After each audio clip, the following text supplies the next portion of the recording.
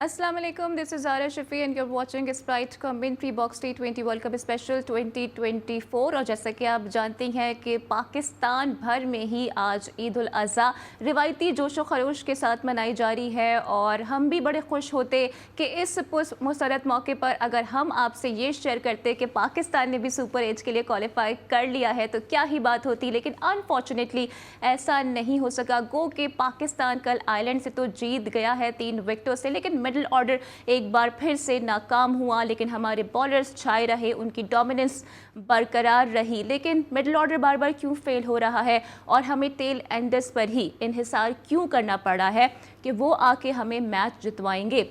इसकी वजूहात क्या है? Will discuss all these things in today's show and to start our discussion we also do have a panel in our studios. Today I am joined by cricket analyst, किसी तारुफ के मोहताज नहीं है, बात कर रही हूँ असगर अजीम की। Asghar, welcome to the show, hope you are doing great and Eid मुबारक। थैंक यू और ईद मुबारक आपको भी। ईद मुबारक GTV की पूरी इंतज़ामिया को और GTV के तमाम नाजरीन को, आलम इस्लाम को GTV की जानिब से ईद मुबारक।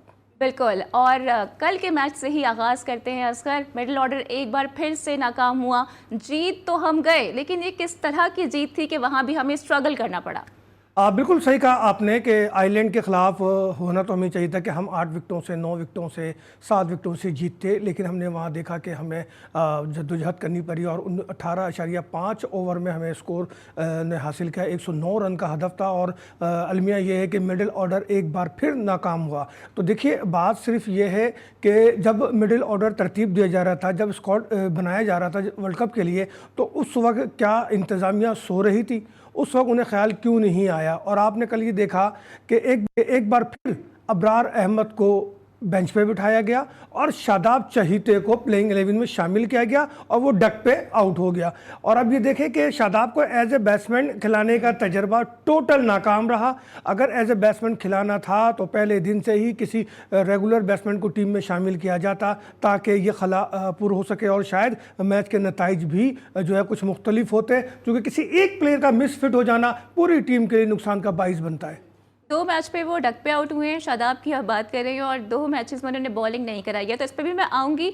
लेकिन असगर, अब टीम चूँकि वापस आ रही है, लेकिन सुना यह है कि टुकड़ों में आ रही है। क्या इंसाइट्स हैं? एक साथ क्यों नहीं आ रहे हैं? वहाँ तो हार गए हैं, तो क्या फेस करने में घबरा रहे हैं आप कौम को? देखिए, ये तो पाकिस्तान की रिवायत रही है कि जब भी टीम इस तरह की सिचुएशन से दो चार होती है तो हमारी टीम टुकड़ों में आती है। कोई इस्लामाबाद उतरेगा, कोई लाहौर और कोई कराची। इस वक्त इतलात ये है कि पाकिस्तान टीम आज रात 10 बजे रवाना होगी बाय दुबई पाकिस्तान के लिए, और पाकिस्तान टीम के कप्तान किंग बाबर आजम वो टीम के साथ नहीं आ रहे और उन्होंने कम से कम 4 से 5 दिन वहाँ मज़ीद स्टे करने का प्रोग्राम बनाया है। वजह बताई है अपनी फैमिली कि मैं फैमिली के साथ कुछ वक्त गुजारना चाहता हूँ और इस डिप्रेशन से बाहर आना चाहता हूँ। दूसरे खिलाड़ी हैं हमारे शादाब, जो पाकिस्तान के साथ नहीं आ रहे, वो इंग्लैंड जा रहे हैं। इसके साथ साथ आज़म खान वो भी अमेरिका में रुकने को तरजीह दे रहे हैं चंद दिन, और वो अमेरिका में क़याम करेंगे।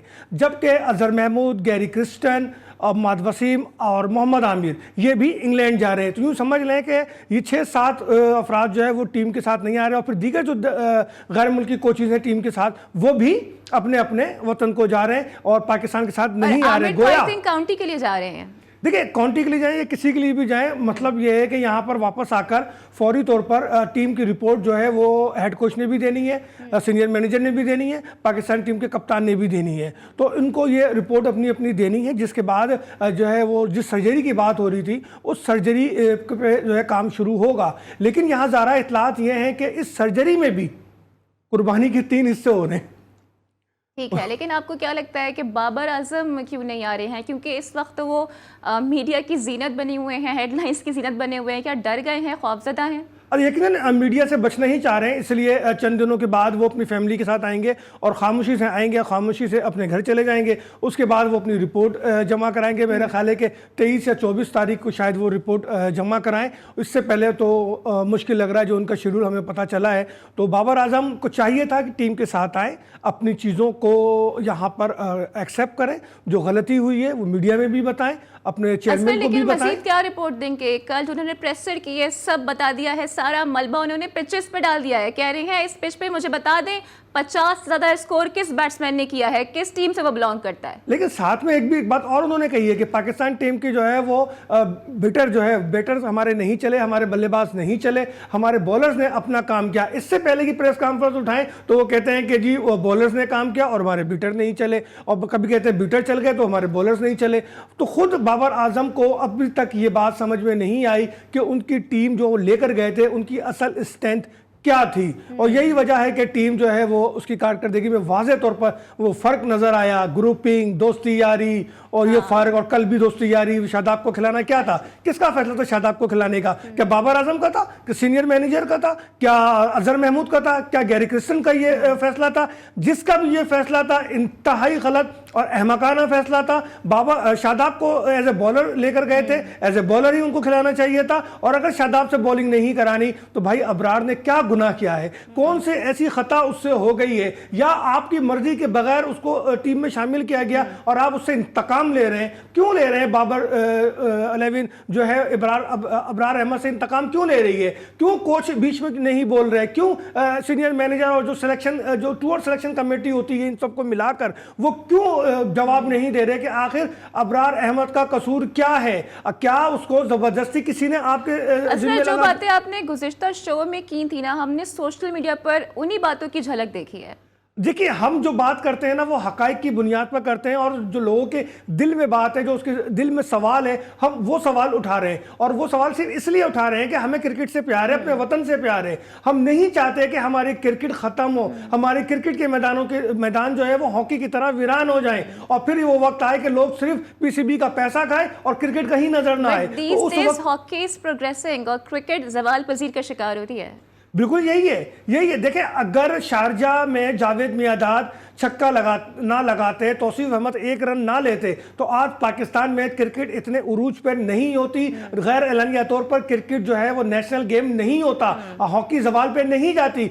बस वही वो यू टर्न था, वहां से लोगों का माइंडसेट चेंज हुआ, हम क्रिकेट की तरफ चले गए और हॉकी पे तवज्जो नहीं दी। हॉकी आस्ते आस्ते जवाल पजीर हो गई। आज हॉकी के वीरान आबाद है, उसके दो फेडरेशन बने हुए हैं, उसका बेड़ा गर्क हुआ है। लेकिन अब खुदा के वास्ते ये एक खेल बचा है जिसने कौम को, नेशन को एक जगह मुत्तहिद कर रखा है। आप ये कह रहे हैं कि अगर बाबर के हाथों में ये टीम रही तो बाबर का वही हाल कर देंगे जो माजरत के साथ हमारी हॉकी का है? सिर्फ बाबर का कसूर तो नहीं है इसमें कि बाबर वो हाथ कर देंगे, वो जो 7 रुकनी सिलेक्शन कमेटी है उसका भी कसूर है। कुछ कसूर चेयरमैन साहब का भी है कि उन्होंने एडवाइजर सही नहीं रखे, एडवाइजर ने उनको सही एडवाइज ही नहीं किया। देखें, पाकिस्तान टीम को बनाने के लिए और उसको मजबूत करने के लिए ज़रूरी है कि उन ऑफिशियल्स को तरजीह दी जाए, उन साबिक क्रिकेटर से बात की जाए जिनको डोमेस्टिक में क्रिकेट खेलने का, क्रिकेट चलाने का और लड़कों के साथ उनके साथ टूर करने का, उनके साथ सफ़र करने का और लड़कों को तलाश करने का हुनर आता हो। जब तक आप ऐसे लोगों को आगे नहीं लाएंगे उस वक्त तक आपकी क्रिकेट अब दोबारा अपने पैरों पे खड़ा नहीं हो सकती। आप देख लें कि आपकी जो सिचुएशन है, आपका जो मामला चल रहे हैं वो कितने खराब से और जवाल से जवालतर होते चले जा रहे हैं। मुझे तो समझ में नहीं आ रहा कि आखिर पाकिस्तान क्रिकेट बोर्ड को क्या हुआ था जो उन्होंने इस किस्म की टीम बनाई। क्या मसला था जो चीफ सेलेक्टर नहीं था? मैं बार बार कह रहा हूं, कल भी मैंने एक बात कही थी कि इकबाल कासिम, तौसीफ अहमद जैसे लोगों से मदद ली जाए, राशिद लतीफ जैसे लोगों से मदद ली जाए, उनके पास खुद जाएं या उनको बुलाएं। कोई इज्जत नहीं जाती किसी की, लेकिन पाकिस्तान क्रिकेट को बचाना है तो इनको इस्तेमाल करना होगा। सलाउद्दीन सल्लू जैसे लोगों से बात करनी होगी, जाना पड़ेगा इनके पास। ये वो लोग हैं, जब ये लोग क्रिकेट के लिए काम करते थे डोमेस्टिक में तो लड़का तलाश करते थे, और ये उस वक्त पीएसएल नहीं था। उस पीएसएल तो बात की बात है। ये वो लोग हैं जो ग्राउंड में मौजूद होकर पूरा पूरा मैच देखते थे और लड़का पिक करके लाते थे, उसको अपने इदारे में रखते थे और फिर उसको पाकिस्तान टीम के लिए एक एसेट बनाते थे। लेकिन क्या हुआ? तो यानी कि क्रिकेट में भी हमें रिफॉर्म्स की ज़रूरत है। तो लेट्स सी ये रिफॉर्म्स हो पाते हैं या नहीं हो पाते हैं, डिस्कशन के सिलसिले बढ़ाएंगे, but right after this short break. Stay tuned with अस।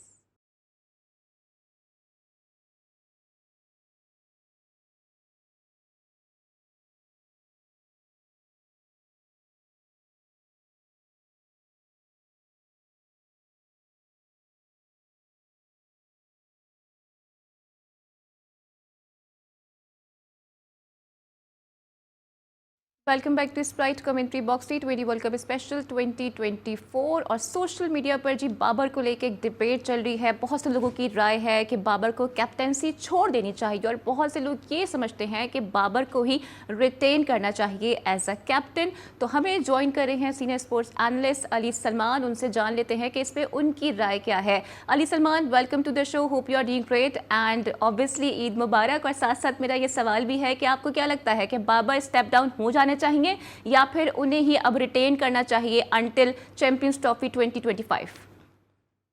अस्सलाम वालेकुम, thank you so much Zara once again for inviting me in your show. और आपको अजहर भाई जो सतना मौजूद हैं और साथ साथ जीटीवी के तमाम नाजरीन को जो है वो मेरी जानिब से ईद की बहुत बहुत मुबारकबाद। नहीं, मैं इस हक में नहीं हूँ कि बाबर आजम को रिटेन करना चाहिए, क्योंकि अब कुछ रहा ही नहीं है। कहा था ना, वो गाना है ना कि जो बच्चा था वो लुटाने के लिए आए हैं। तो अमेरिका में हमारे पास जो रही सही इज्जत थी वो भी हमने लुटा दी है। और अब ये कभी भी पाकिस्तान क्रिकेट में ऐसा सियाह तरीन दौर आया नहीं कि जब पाकिस्तान को जो है वो क्वालिफाइंग राउंड के मैचेस खेलने हो। तो इसके बाद इससे वर्स्ट क्या हो सकता है पाकिस्तान क्रिकेट में? इससे वर्स्ट कुछ हो नहीं सकता कि अब या तो अपनी रैंकिंग बेहतर करें या क्वालिफाइंग राउंड के मैचेस खेलें। रिटायर बेशर्मी की जो इंतहा है वो ये है कि जी अभी हमने रिटायरमेंट का या चाहे होने का कैप्टनसी छोड़ने का सोचा नहीं है। पाकिस्तान जाएंगे, बात करेंगे, उसके बाद जो है वो फिर डिसाइड करेंगे। यहाँ पूरा पाकिस्तान चीख रहा है, पूरा पाकिस्तान डिप्रेशन में, ईद का मजा जो है इन सब ने किरकिरा कर दिया, लेकिन वहां पे उन्होंने अभी तक कुछ सोचा ही नहीं है। तो ये सब कुछ जो है पाकिस्तान क्रिकेट में मुसलसल चल रहा है और जिसका जो है वो खमियाजा हम सब भुगत रहे हैं।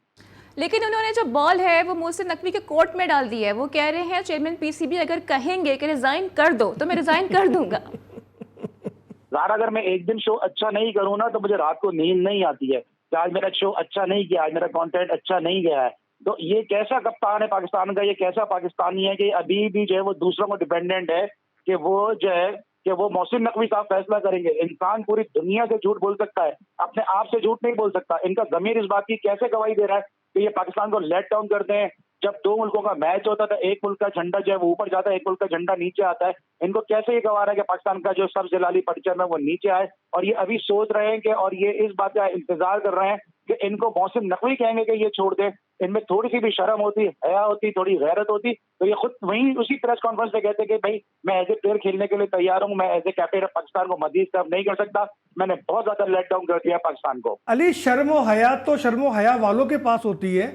अगर इसमें शर्म हया होती तो ये टीम के साथ वापस ना आता, आज उनके साथ नहीं होता और यहाँ आकर सारी चीज़ें फेस ना करता, मीडिया के सामने बैठता नहीं है सारी चीज़ें बताने के लिए। क्या ये कौन से माफ़ी नहीं मांगता? क्या इसको इस पर फ़र्ज़ नहीं होता कि ये अपनी पूरी टीम की परफॉर्मेंस पे, अपने तफरके पे, अपने ग्रुपिंग पे ये पूरी कौन से माफ़ी मांगे? तो इसमें शर्म हया नाम की कोई चीज़ नहीं है अली। और दूसरी बात यह है कि ये अब 3 हिस्सों में बढ़ गए मजीद। एक ग्रुप कहता है कि बाबर आजम को रेगुलर कैप्टन रखा जाए और उसके साथ फ़खर जमान को, अबरार को, अब्बास आफरीदी को और मोहम्मद आमिर को, इनको कंटिन्यू करें, बाकियों को फारिग कर दें। एक ग्रुप कह रहा है कि शाहीन आफरीदी को और अब्बास को, अबरार को, उसके साथ फ़खर को और हारिस को, इनको साथ रखें और बाकियों को फारिग कर दें। और दूसरा ग्रुप ये कहता है कि सबको फारिग कर दें और एक नई टीम लेकर आ जाए। तो ये तो यहाँ तो मामला ही बिल्कुल उलझाए जा रहे हैं। जानबूझकर अपने अपने लोगों से ये कहलवाया जा रहा है कि इसको निकालें, इसको रखें। और मेरे भाई, जिसको निकालना ये काम तो अली आप भी जानते हैं बोर्ड का है, और परफॉर्मेंस बेस पे निकालें ताकि मेरिट भी हो, कोई शिकवा, कोई शिकायत भी ना करे। लेकिन अली, आपको एक दिलचस्प बात बताऊं कि मुझे एक सीनियर तरीन जर्नलिस्ट की, मैं फेसबुक देख रहा था तो उन्होंने एक पोस्ट लगाई कि जी कौन कहता है कि बाबर बड़ी टीमों के खिलाफ स्कोर नहीं करते, और उसमें तकरीबन उन्होंने 17 या 18 इनिंग उसकी बताई जिसमें 3 सेंचुरीज भी हैं। मजे की बात यह है कि सिर्फ 4 इनिंग ऐसी हैं जो इंग्लैंड और साउथ अफ्रीका के खिलाफ और वेस्ट इंडीज के खिलाफ हैं, लेकिन सिर्फ 4 इनिंग मुल्क से बाहर जो है अच्छी पिचों पे, बाकी तमाम की तमाम पाकिस्तान में या दुबई में है। अब मैं उस सीनियर जर्नलिस्ट को क्या बोलूं कि यार आप ये क्या बता रहे हो, लोगों को क्या जहन बनाना चाह रहे हो? कि हम तो यही रोना रो रहे हैं कि बाबर बड़े मैच का, बड़ी टीम, बड़े खेल का प्लेयर नहीं है। बड़े मैच में बगैर मुल्की पिचों पे वो हमें धोखा दे देता है। वो सरफराज नहीं तो धोखा नहीं देगा, वो बाबर आजम है जिसने धोखा ही देना है। अब मैं उनको क्या जवाब दूं अली, आप बताइए, मुझे मशवरा दें। देखिए, पहली बात तो ये है कि आप कह रहे हैं कि वो टीम के साथ नहीं आ रहे। आपके शोज इस बात के गवाह हैं। मैंने कमेंट्री बॉक्स में और जी स्पोर्ट्स में पहले ही ये बात कही थी कि ये लोग तो लीग खेल लेंगे, ये लोग दूसरे जो है कोई कहीं उतरेगा, कोई कहीं उतरेगा।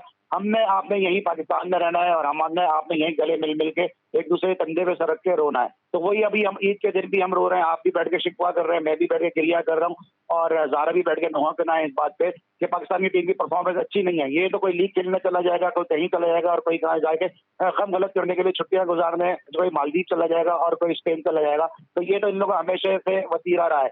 जहाँ तक ये बात है, आप सीनियर जर्नलिस्ट की बात कर रहे हैं, तो अब ऐसे लोग जो है बिलों से निकलकर सामने आ रहे हैं कि जो बाबर की परफॉर्मेंस गिना रहे हैं। ना सिर्फ वो आप सीनियर जर्नलिस्ट है जिनकी आप बात कर रहे हैं वो परफॉर्मेंस गिना रहे हैं, बल्कि एक और साहब भी हैं जो माजी में बाबर आजम को उड़ाते रहे, लेकिन फिर शायद उनको उनका जो सॉफ्टवेयर उनका अपडेट हुआ, अब वो मुसलसल जो है वो बोल रहे हैं, मुसलसल वो बोल रहे हैं कि बाबर आजम की परफॉर्मेंस पे एक पर्चे ले लेकर आ रहे हैं कि इनके दोस्ती वाले प्लेयर किधर है। तो बाबर आजम की जो कप्तानी है उससे सबको मसला है, बाबर आजम के खेलने से मसला नहीं है। अगर यही बाबर आजम सरफराज के अंडर में आ जाता है, अगर यही बाबर आजम किसी अच्छे कैप्टन के अंडर में आ जाता है, तो आप देखिएगा कि इसका बैटिंग का अंदाज भी चेंज होगा और ये जो है इसकी परफॉर्मेंस भी पाकिस्तान के काम आएगी। लेकिन दुल्हन वही पियामन भाई वाली बात है कि जिस अंदाज से ये अपने आप को समझ सकते हैं टीम में एडजस्ट करें, ये उसी अंदाज से खेलना है। जहां पे आपने अबरार की बात की, तब अबरार तो मुझे वो कपड़ा लग रहा है जैसे बस में लोग सीट घेरने के लिए डाल देता ना, उसके बराबर में कोई आगे बैठा ना, कोई बैठा हुआ है, तो अबरार को उन्होंने बेंच उस कपड़े की मानी, उस बैग की मानी रखा हुआ है।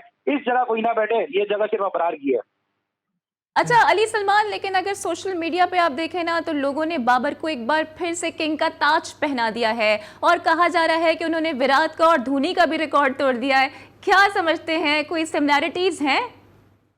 भाई उन्होंने रिकॉर्ड तोड़ा हो या ना तोड़ा हो, मेरा आपका हम सबका जो उन्होंने दिल तोड़ दिया है। मेरे लिए ये बड़ी इंपॉर्टेंट बात है कि बाबर आजम की कप्तानी में करोड़ों पाकिस्तानियों का, ओवरसीज पाकिस्तानियों का, जो यूएसए में मौजूद ओल्ड जनरेशन है उनका, जहां जहां पाकिस्तान क्रिकेट से मोहब्बत करने वाले लोग बैठते हैं, उन सब का दिल तोड़ दिया। और ये कई रिकॉर्ड तोड़ने से बड़ी और ये बदतर बात है कि पाकिस्तान इस क्वालिफाइंग राउंड के मैचेस खेलेगा। अगर पाकिस्तान सुपर 8 में होता तो आज ईद का मजा दुबाला होता, लेकिन इन्होंने यूएसए में पहले ही हम सबको जिबा करके डाल दिया। ये पहले ही हम सबकी कुर्बानी कर आ रहे हैं।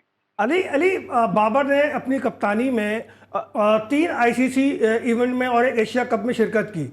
आप भी देखें कि आईसीसी के किसी भी इवेंट में वो एज ए सर उठा के तो आगे नहीं गए, फाइनल में भी खेला तो सर झुका के ही खेला। जितनी मुश्किलों से वो गए फाइनल में, वो हम सबको मालूम है, हम सब वहाँ मौजूद रहे और देखते रहे सारी चीज़ों को। तो एक कप्तान जो ग्रास रूट पे ही नाकाम हो जाए, उसको मजीद आगे कंटिन्यू करना, क्या ये पाकिस्तान टीम को हॉकी की तरह तबाह करने वाली बात नहीं है? ये हम जो ये गिनाते हैं ना कि हमने बाबर आजम की कप्तानी में ये खेला वो खेला, तो हमें याद नहीं रखना चाहिए कि फिर किस तरह से आके आखिरी नंबर के बैट्समैनों ने वो मैचेस बचाए भी हैं कि जिसका फायदा हुआ। हमें ये नहीं भूलना चाहिए नीदरलैंड ने किस तरह साउथ अफ्रीका को हरा के अपसेट के हम जब पहुंचे, उस वक्त भी जो है हम जो है वो लुढ़कते और कांपते डोलते ही हम पहुंचे, कोई बहुत अच्छी परफॉर्मेंस पे हम नहीं पहुंचे। हम ये तो बता देते हैं अजहर भाई, आप बिल्कुल सही बात कर रहे हैं कि पाकिस्तान ने सेमीफाइनल खेले, फाइनल खेले, लेकिन हम वहां तक पहुंचे किस तरह? वहां हम पहुंचे भी दूसरों के मरूने मिन्नत है या 10वें 11वें नंबर के बैट्समैनों के छक्कों की बदौलत पहुंचे, क्योंकि पूरी टीम ने तो उस वक्त ही हाथ डाल दिए थे। जो टीम आयरलैंड के खिलाफ 3 विकेटों से मैच जीत रही, 106 रन नहीं कर पा रही। कल तौसीफ भाई और मैं बैठ के मैच देख रहे थे जीटीवी के स्टूडियो में, मैं यही बात तौसीफ भाई से कर रहा था कि 106 रन पाकिस्तान के बॉलर ने रोक दिए, ये करेगा कौन? और आपने देखा कि पाकिस्तान से 3 विकेटों से जीता। तो टीम का इस वक्त हाल ये है, और हम भी ये बात करते हैं कि हम इंडिया की आंखों में वो भी शायद शाहीन अगर छक्के नहीं मारते तो शायद नहीं जीतते। क्या कह रहे हैं? अगर शाहीन छक्के नहीं मारते तो 18.5 ओवर में ये टारगेट भी नहीं होता।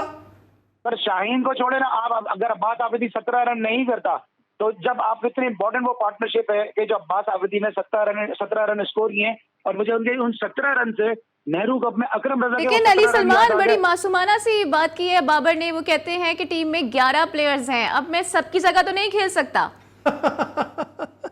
अपनी जगह तो खेल ले भाई। 15 ओवर तक तो वो सबकी जगह ही खेलते हैं, उसके बाद 5 ओवर जब बाकी लोगों को आगे खेलना पड़ता है। और ये मैं नहीं कह रहा, ये तो अहमद शहजाद कह रहे हैं कि 15 ओवर आप खेलते हो, बाकी आप टीम के अंदर तुल्यबाज रखते हो, जो आपके 15 ओवर जो आप गाया करते हो आके वो छक्के मार मार के बराबर करें, इसीलिए आप कैरी करते रहे आसिफ अली को, इसीलिए आप आजम खान को लेके गए, इसीलिए आपने टैग लगाया कि इफ्तिखार 2-3 ओवर का प्लेयर है। वरना ये सारे प्लेयर क्या 2-3 ओवर के प्लेयर हैं? ये सारे प्लेयर तो पूरे प्रॉपर मिडिल ऑर्डर प्लेयर हैं, जिनको आप 2-3 ओवर का प्लेयर इसलिए बना रहे हैं क्योंकि 15-16 ओवर आप खुद खेलते हैं, बाद में आगे वो छक्के मारे और आप जो वहां पे कर आए उसको वो गन को। ठीक है अली, लेकिन लेट मी रिमाइंड यू, कल आप ही के शो में तौसीफ अहमद साहब ने कहा था कि बाबर से बदला लिया है इमाद ने और आमिर ने, जो कि वो बाहर बैठे रहे हैं काफी अरसे तक।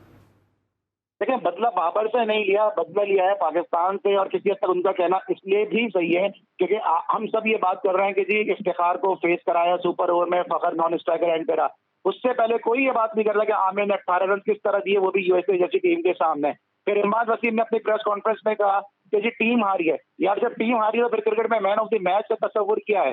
जब टीम हारी है, जब आपको याद होगा, असगर भाई को पता होगा कि जब मैन ऑफ द सीरीज गाड़ी मिलती है तो उस वक्त क्यों नहीं कहते कि सबको गाड़ी दे दो? उस वक्त गाड़ी की चाबी जाके एक बंदा क्यों लेता है? तो क्रिकेट टीम गेम जरूर है, लेकिन इसमें हर प्लेयर 11 के 11 परफॉर्म नहीं करते हैं। इसके अंदर 1 2 3 प्लेयर परफॉर्म करते हैं, बाकी न्यूक्लियस की तरह उसके इर्द गिर्द जो है वो बाकी जो है वो जो शैल के अंदर जैसा एक एटम होता है उसके शैल के गिर्द जो है वो न्यूक्लियस के गिर्द घूमते हैं। तो 2-3 का परफॉर्मेंसेज होती हैं, बड़ी परफॉर्मेंसेज, उसके बाद सब चिप इन करते हैं। यहाँ तो पूरी की पूरी टीम जो है वो इस वक्त जो है वो परफॉर्म करने के लिए तैयार नहीं है, और पूरी की पूरी टीम जो है वो ग्रुपों में बटी ठीक हुई है। है, तो पूरी की जीत पूरी तो टीम होकर परफॉर्म हमें करने बस को है। तैयार नहीं है, रिफ्ट नजर आ रही है, यूनिटी नहीं है, और पाकिस्तान के जो हेड कोच है गैरी क्रिस्टन, उन्होंने भी कुछ ऐसी ही बातें की हैं। तो अली सलमान, इस पे भी मैं आपका मौकफ लूंगी, लेकिन अभी वक्त हो गया है ब्रेक का, सो स्टे ट्यून्ड विद अस।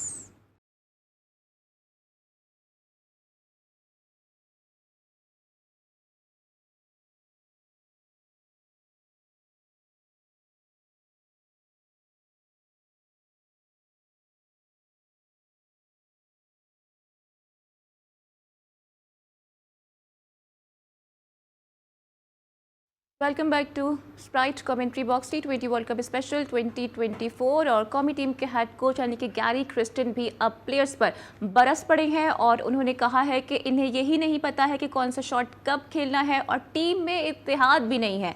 क्या कहिएगा असगर, मामलात किस तरफ जा रहे हैं?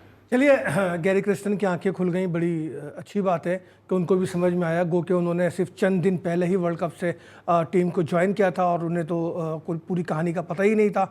और जाहिर है जब टीम के साथ रहे तो उन्हें भी एहसास हुआ गैरी क्रिस्टन एक बड़े कोच है, उनका एक बड़ा मकाम है, और इससे अच्छा कोच इस वक्त इन हालात में पाकिस्तान टीम के लिए हो नहीं सकता था। लेकिन पाकिस्तान टीम ने ना ही तो कोच को लिफ्ट कराई, ना अपने आप को लिफ्ट कराई। अब नताइज सामने आ रहे हैं कि कोच भी जो है वो बोल रहे हैं कि पाकिस्तान टीम में इत्तेहाद नहीं है, पाकिस्तान टीम को कुछ नहीं मालूम है। वो जो कह रहे हैं कि जिनको ये नहीं मालूम कि कौन सा शॉट कब खेलना है, तो बिल्कुल ही बात भी सही है। बाबर आजम जिस तरीके से यूएसए और इंडिया के खिलाफ आउट हुए, सेम शॉट था उनका, उन्हें वो शॉट नहीं खेलना चाहिए था। इसी तरीके से रिजवान जिस तरीके से आउट हुए थे अगेंस्ट इंडिया, तो शादाब एंड फखर ऑल्सो उनको नहीं, फिर शादाब और फ़खर जिस तरीके से दोनों मैचों में, कल भी जिस तरीके से आउट हुए, तो वो बात बिल्कुल सही कह रहे हैं। पाकिस्तान टीम को मालूम ही नहीं है कि उनकी मंजिल क्या है, वो वहाँ गए क्यों है, वहाँ उनका मकसद क्या है। मुझे ऐसे ही लग रहा है कि वो सैर व तफरी के लिए गए थे और सोच के गए थे कि भाई हम देखें, अगर बाबर से मैं फ़र्ज़ कर लेता हूँ बाबर से आपको 100 इख्तलाफ है, यार पाकिस्तान से तो इख्तलाफ नहीं है ना, क्रिकेट से तो इख्तलाफ नहीं है ना। आप ग्राउंड में जब उतर गए तो आपने परफॉर्म करना है पाकिस्तान के लिए, अपने मुल्क के लिए, अपने लिए। लेकिन वहाँ जाकर आप अगर किसी शख्स की वजह से ये कहेंगे जी मेरा इससे इख्तलाफ है तो मैं जो है टीम डुबो दूंगा, तो भाई ये टीम तो दोबारा खड़ी हो जाएगी, लेकिन तुम्हें कोई जो है ना तारीख़ में किस अल्फाज में याद किया जाएगा, और तुम्हारा कोई वजूद ही नज़र नहीं आएगा। ये उन लोगों के साथ होता है जो मुल्क और कौम के साथ धोखा करते हैं। तो याद रखो, इस टीम में 6-7 लोग हैं जिन्होंने इस मुल्क को, इस कौम को धोखा दिया है, और वो तारीख़ का हिस्सा बनेंगे, और ऐसा हिस्सा बनेंगे कि उन्हें कोई याद करने वाला भी नहीं होगा। ठीक है, तो अली सलमान, इस पर आपकी क्या राय है? क्या बाबर आजम जानबूझकर साजिश कर रहे हैं या टीम को धोखा दे रहे हैं? देखें, असगर भाई ने जो भी बात की है ना, इस टीम की मंजिल ही नहीं पता। तो अब आपको याद होगा ये जो टीम है ये बार बार ये बात करती थी कि सोचना भी मना है बाबर आजम के बारे में, और जो है गुनाह है इनके बारे में सोचना। तो ये जो टीम थी ना वो इसी लाइन पे चल रही थी कि मंजिल नहीं, रहनुमा चाहिए। और आपने देख लिया कि टीम जो है वो तितर बितर हो गई है अब, और टीम में 3-3 ग्रुप बन गए।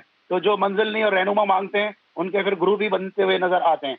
दूसरी बात यह कि साजिश जो है वो बाबर आजम जो है वो क्या साजिश करेंगे टीम के अंदर, क्योंकि टीम के अंदर तो पहली ग्रुपिंग हुई, उनके खिलाफ तो खुद साजिशें हो रही हैं। मैंने आपसे उस दिन भी कहा था कि ये वो ऐसा अखाड़ा बन चुका है कि जहाँ कमजोर पहलवान मिलके इन्होंने सबसे पहले ताकतवर पहलवान सरफराज अहमद को बाहर किया, अब सब जो है ये मिलके जो है वो एक दूसरे को खिलाफ साजिशें कर रहे हैं और इनको अखाड़े से बाहर फेंकने की कर रहे हैं। और जहां तक ये बात है कि जिस तरह अजहर भाई बिल्कुल सही कह रहे हैं कि ये माफी कौम इनको नहीं मिलेगी कौम से, आज 96 के वर्ल्ड कप को कितना कितना अर्सा गुजर चुका है, तकरीबन 28 साल 30 साल गुजर चुके हैं 96 के वर्ल्ड कप को। आज भी 96 के वर्ल्ड कप के जो किरदार हैं वो टीवी शोज में बैठ कर रो रहे होते हैं, वो आज भी मोबाइल दिखा दिखा के बातें कर रहे होते हैं, ओ सानू माफी दे दो, कुछ नहीं किया था मैंने। तो ये जो दाग है ना, ये जब तक ये जिंदा रहेंगे, शायद फिक्सिंग का दाग तो शायद इनके चेहरे से जो है वो शायद मिटा दिया पाकिस्तान क्रिकेट बोर्ड ने, लेकिन ये जो क्वालिफाइंग राउंड मैचेस खेलने का दाग है, यूएसए की जो शिकस्त का दाग है, ये तमाम उम्र जो है वो इनके चेहरे पे जो सियाह कलक की तरह जो है वो लगा रहेगा। यानी कि हार का दाग फिक्सिंग के दाग से बड़ा है। बहुत बड़ा दाग है। देखिए फिक्सिंग के दाग से तो ये था ना कि चलें उससे मैच ऐसा मैच था कि जिसपे कोई मैच के नतीजे पे असर नहीं पड़ रहा था। एक टेस्ट मैच तक बेजरती नो बॉल थी, कौम ने माफ कर दिया, वापस ले आए, सबने बैठ के कहा कि अल्लाह ताला भी माफ कर देते हैं, आप भी माफ कर दो। लेकिन यहाँ तो पाकिस्तान क्रिकेट की डायनेमिक्स बदल दी इन्होंने। अब आप बताएं, हॉकी पे वर्ल्ड कप होता है तो कौन सा चैनल जो है वो स्पेशल ट्रांसमिशन करता है? यहाँ पे क्रिकेट वर्ल्ड कप पे special transmission, Pakistan super league special transmission, T20 world cup special transmission, champions trophy special transmission. तो ये जो क्रिकेट को इन्होंने क्वालिफाइंग राउंड तक पहुंचा दिया है, तो ना अब स्पॉन्सरशिप आएगी, ना यहाँ पे जो चैनल्स हैं वो स्पेशल ट्रांसमिशन करेंगे, ना वो क्रिकेटर जो शोज में बैठने के मुंह मांगे पैसे मांगते थे उनको ना कोई मुंह मांगे पैसे देगा। इन्होंने क्रिकेट की पूरी डायनेमिक्स बदल दी है। अगर पाकिस्तान ने क्वालिफाइंग राउंड के मैचेस खेले, ये हम सबका ब्रेड एंड बटर है पूरी स्पोर्ट्स इंडस्ट्री को, क्योंकि स्पोर्ट्स इंडस्ट्री क्रिकेट चलाती है, पूरी स्पोर्ट्स इंडस्ट्री को इन्होंने तबाह कर दिया। ये असगर भाई बताएंगे, असगर भाई मुख्तलिफ स्पोर्ट्स जर्नलिस्ट एसोसिएशन के बड़े फाल कारकुन है, एक्टिव रुकों ने, ये बताएंगे कि सर स्पोर्ट्स के हलकों में क्या बातें चल रही हैं। देखिए अली, बात यह है कि स्पोर्ट्स हल्के अब ये बात बड़ी शिद्दत से उठा रहे हैं कि क्रिकेट को एक तरफ करो और दीगर खेलों की जानिब देखा जाए। आपको बताऊं कि इसी टेंशन के इन अय्याम में बॉडी बिल्डिंग में हमने जो है साउथ एशिया का अवार्ड हासिल किया। 65 सालों में पहली बार पाकिस्तान ने मालदीव में बॉडी बिल्डिंग में जो है वो शाहनवाज खान ने पाकिस्तान के लिए एजाज़ हासिल किया। शाहनवाज खान पुलिस में है। इसी तरीके से हमने ये देखा कि वॉलीबॉल में पाकिस्तान ने एक बड़ी कामयाबी हासिल की, फिर बास्केटबॉल में पाकिस्तान ने ऑस्ट्रेलिया के अगेंस्ट एक कामयाबी हासिल की। इसी तरह दीगर खेलों में भी हमारे पास कामयाबियां आ रही हैं, लेकिन इस क्रिकेट के शहर में वो तमाम कामयाबियां जो हैं वो मुधम हो जाती हैं, उनकी रोशनी मान पड़ जाती हैं। तो अब स्पोर्ट्स हल्के ये चाहते हैं कि क्रिकेट के अलावा दीगर खेलों पे बात हो, दीगर खेलों को हाईलाइट करें। अभी स्क्वैश में हमने एक ब्रॉन्ज मेडल कल या परसों ही हमने जीता है और एक बड़ी कामयाबी हमने हासिल की है। स्क्वैश हमारा एक माजी में बेताज बादशाह हमारा खेल था, बेताज बादशाह थे उसके। तो अली, बात यह है कि इस टीम ने इज्तिमाई ज्यादती की है इस कौम के साथ। मैच फिक्सिंग जो है वो इनफरादी तौर पर होती रही तो उसको कौम ने माफ किया, नजरअंदाज किया, दरगुजर किया, सजाएं भी काटी उन्होंने और फिर उनको गले भी लगा लिया गया।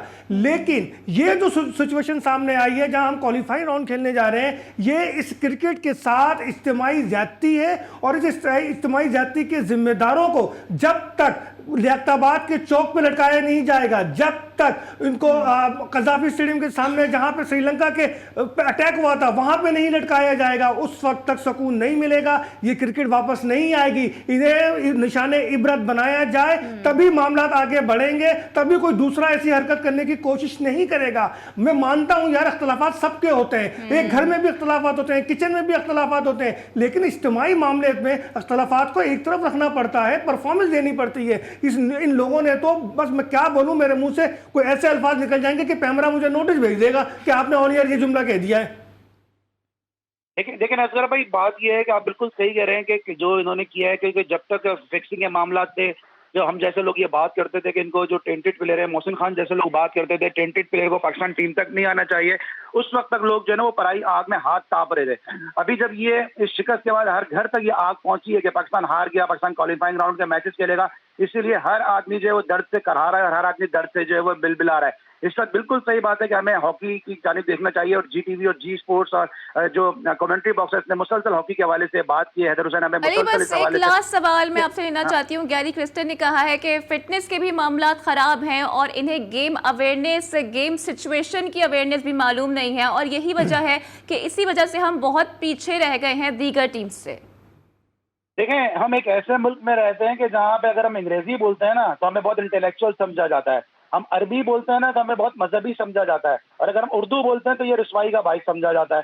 अब यही बात जब हफीज ने कही थी कि हमारे यहाँ फिटनेस के मसाइल हैं, तो उस वक्त सब किसी ने ये बात नहीं मानी थी। अभी ये बात अब गैरी क्रिस्टन ने इंग्लिश में बोल दी है, तो हम सब इस बात को मान लेंगे कि जी फिटनेस के मसाइल हैं। ठीक है, तो गैरी क्रिस्टन ने यकीनन एक नया पेंडोरा बॉक्स तो खोल दिया है। देखते हैं कि पाकिस्तान क्रिकेट में कोई रिफॉर्म्स होते हुए हमें नजर आते हैं या नहीं आते हैं। टीम जब वापस आएगी, तमाम तर प्लेयर वापस आएंगे, तो जाहिर है हम उम्मीद कर रहे हैं कि अकाउंटेबिलिटी अक्रॉस द बोर्ड शुरू होगी और जो मेन कल्प्रिट्स हैं बिहाइंड दिस डिफीट, उन्हें निशाने इबरत जरूर बनाया जाएगा। इसके साथ ही मुझे दीजिए इजाजत। मेरे साथ पैनलिस्ट मौजूद थे असर अजीम और अली सलमान। आप दोनों का भी बहुत शुक्रिया। कल आपसे फिर मुलाकात होती है, same time same place. Till then take care. Allah हाफिज।